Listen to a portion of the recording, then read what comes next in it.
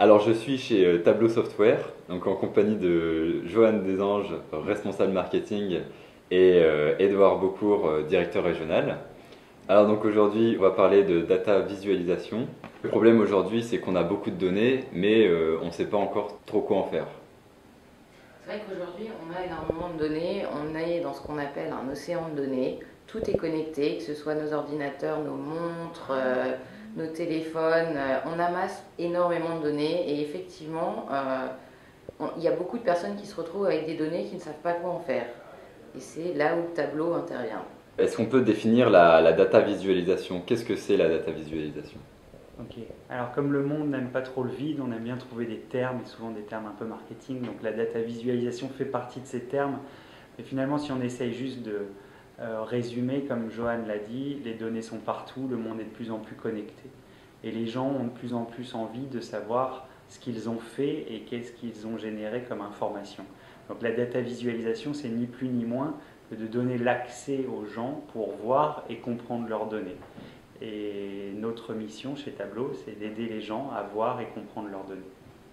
Alors de façon un peu plus technique, est-ce qu'on peut détailler ce que fait Tableau Software dans cette data visualisation? Alors je ne sais pas si c'est technique, on a pour mission de ne pas être technique, mais je vais essayer d'expliquer comment tout ça se matérialise. Tableau, c'est un logiciel qu'on peut consommer sur son PC ou sur son Macintosh au même titre qu'on peut le consommer dans le cloud, puisque c'est la grande nouveauté. Donc c'est un logiciel qui va permettre aux gens de se connecter à des données, qu'elles soient dans un fichier Excel, dans une base de données, dans une application, peu importe le format ou le lieu où se trouve la donnée, on va pouvoir se connecter à une donnée et on va pouvoir lui poser des questions. Et la grande nouveauté chez Tableau, c'est que la manière dont on va poser les questions aux données, c'est pas lié à une question ou à une requête informatique. On va poser des questions en faisant du glisser-déplacer pour par exemple voir le nombre de kilomètres qu'on a couru samedi dernier dans le bois de Boulogne avec sa nouvelle montre connectée. Donc on va aller appeler des champs, aller appeler des indicateurs pour les positionner dans un tableau et pouvoir avoir des réponses. Voilà comment on fabrique des visuels chez Tableau. Alors à propos de Tableau Software, on peut dire que c'est le YouTube de la donnée.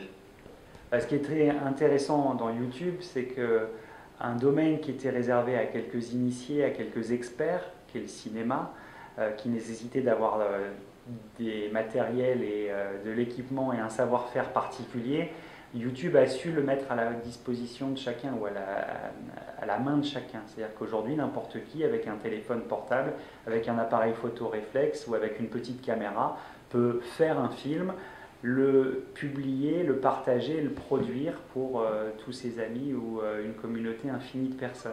Mais un tableau, c'est finalement le YouTube des données. C'est-à-dire que Tableau va permettre à n'importe qui, sans compétences particulières, de se connecter à des données, de pouvoir faire une analyse et ensuite de pouvoir la partager, la publier et la produire au plus grand nombre. Donc voilà pourquoi je fais ce rapport entre YouTube et Tableau. Et c'est vrai qu'on peut le pousser encore plus. On a Tableau Public, qui est notre produit gratuit, et les gens aujourd'hui peuvent publier, se connecter à n'importe quelle donnée et publier des tableaux de bord sur ce site. Ça va leur permettre de répondre à des questions, de répondre aux questions d'autres utilisateurs également. Donc on a quand même plus de 4500 visualisations qui sont créées tous les mois sur Tableau Public.